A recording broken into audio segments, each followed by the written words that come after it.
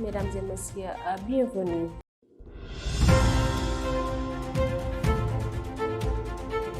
Le ministre conseiller porte-parole de la présidence de la République, Ousseynou Ly, a annoncé que conformément à l'article 63 de la Constitution, le président de la République a convoqué l'Assemblée nationale en session extraordinaire le jeudi 29 août pour l'examen du projet de loi portant sur modification de la Constitution.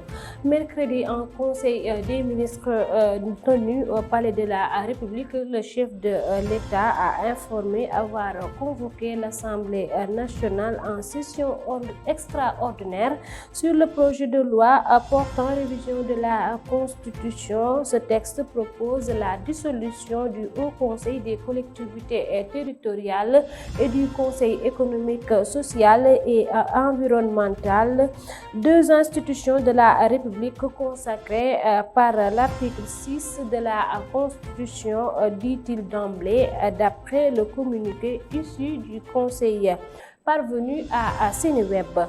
Lors du Conseil des ministres de ce mercredi 28 août 2024, le Premier ministre Ousmane Sonko a informé de la poursuite de la mise en œuvre de la directive présidentielle visant à rationaliser les dépenses publiques.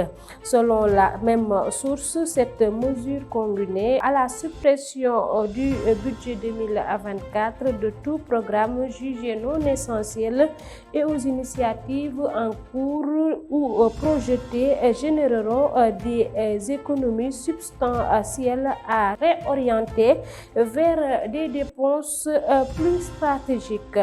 Cheikhna Keita, l'ex-commissaire de police qui a été convoqué ce mercredi par la division des investigations criminelles DIC, a été entendu par les limiers. Il est pour le moment rentré chez lui, devra revenir demain, renseigne IGFM. Cheikhna Keita, l'ex-commissaire de police, a été entendu par les enquêteurs de la DIC. Il a confirmé qu'il a été convoqué relativement à ses propos sur la situation de la présidence et la relation du président de la République et son ministre et quelques incidents qui se seraient produits là-bas.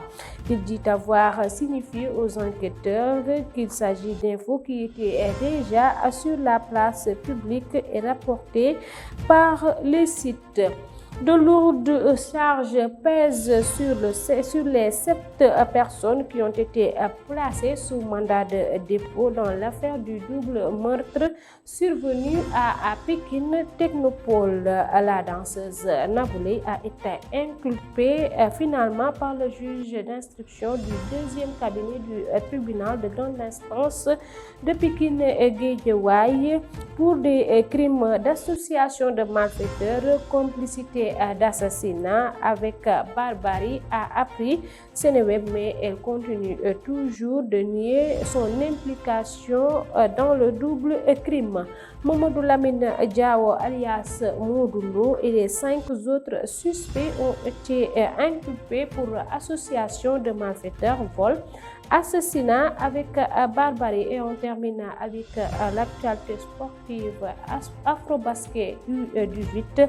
Khadidjen Gaye, ministre de la Jeunesse, des Sports, de la Culture, a présidé la cérémonie de remise de drapeau national au Lionceaux du Sénégal. Informe Sénégal, l'équipe des jeunes basketteurs est en partance pour l'Afrobasket U18 qui se déroulera en Afrique du Sud du 14 septembre 2024. C'était tout pour votre flash d'information. Merci de vous informer sur nos antennes. Au revoir.